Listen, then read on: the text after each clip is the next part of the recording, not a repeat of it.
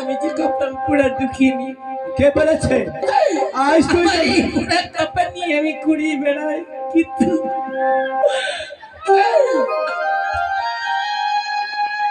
শোন, আজ তুই যখন আমার ভাই জান বলে রেখেছিস, আজ তোকে কথা দিতে হবে, কখনো কোনোদিন বলবে না এই পৃথিবীর বুকে আমার কেউ নেই, আমি তোর ভাই জান আছি।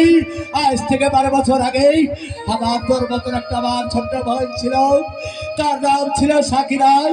আমি 2 টাকার অভাবে আমি এক পুষ্ট ওষুধ কিনতে পারি, তাকে নিজে হাতে আমি সমাধান করেছি। তাই তুই যদি যাস আবার বাড়িতে তোকে আমি নিয়ে যেতে চাই। যাবি? আমি যাবো, কেন যাবো না?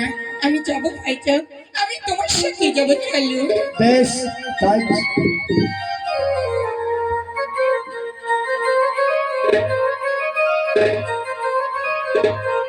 অনেকদিন বাবা সুন্দর কলম, তবে ব্যবসা কিরকম হলো না হলো সেটা আমাকে শোনাও, আমি শুনে আব্বাজান, আপনি বলেছিলেন আশ্রয়হীনকে আশ্রয় দিলেই, বস্ত্রহীনকে বস্ত্র দিলেই, কিন্তু আমি পারিনি আব্বাজান।